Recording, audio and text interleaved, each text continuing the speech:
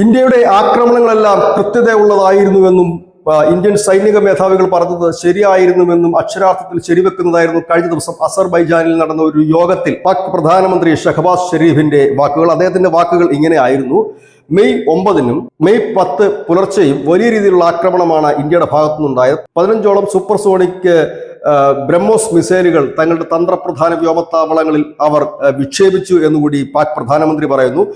പിന്നീട് അദ്ദേഹം പറയുന്ന കാര്യങ്ങളാണ് ഇപ്പോൾ വൈറലായി മാറിക്കൊണ്ടിരിക്കുന്നത്. അദ്ദേഹം പറയുന്നു, ഞങ്ങൾ, അതായത് മുനീറുമായി, അവിടുത്തെ സേനാ മേധാവി മുനീറുമായി തങ്ങൾ ഒരു തീരുമാനത്തിൽ എത്തിയിരുന്നു. മെയ് 10-ന് പ്രഭാത പ്രാർത്ഥനയ്ക്ക് ശേഷം, പ്രഭാത പ്രാർത്ഥന എന്ന് പറയുമ്പോൾ പുലർച്ചെ ഏതാണ്ട് 5 മണിയിലെ 5:30 സമയത്ത് നടക്കുന്ന പ്രാർത്ഥനയാണ്. ആ പ്രാർത്ഥനയ്ക്ക് ശേഷം ഇന്ത്യക്കെതിരെ വലിയ രീതിയിൽ ആക്രമണം നടത്താൻ തങ്ങൾ എല്ലാ പ്ലാനുകളും നടത്തിയിരുന്നു. പക്ഷേ 10-ാം തീയതി തുടങ്ങുമ്പോൾ തന്നെ, അതായത് രാത്രി 12 മണിക്ക് ശേഷമാണ് മെയ് 10 ആരംഭിക്കുന്നത്. ആ സമയത്ത് തന്നെയായിരുന്നു ഇന്ത്യയുടെ ബ്രഹ്മോസിന്റെ ആക്രമണം ഉണ്ടായത്. അതായത് തങ്ങൾ പ്രാർത്ഥനയ്ക്ക് ശേഷം തുടങ്ങാമെന്ന് കരുതുന്നതിന് മുൻപ് തന്നെ അത് സംഭവിച്ചിരുന്നു.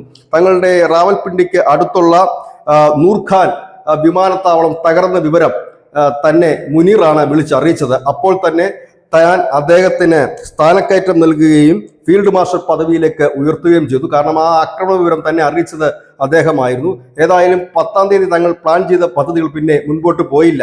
പക്ഷേ ഈ നൂർഖാൻ വിമാനത്താവളത്തിൽ വലിയ സജ്ജീകരണങ്ങളൊക്കെ ഉണ്ടായിരുന്നു പാകിസ്ഥാന്റെ. അവിടെ എത്ര വിമാനങ്ങൾ തകർന്നു എന്നുള്ളത് ഉപഗ്രഹ ചിത്രങ്ങൾ നമുക്ക് കാട്ടിത്തരികയും ചെയ്യും. News desk, news India Malayalam.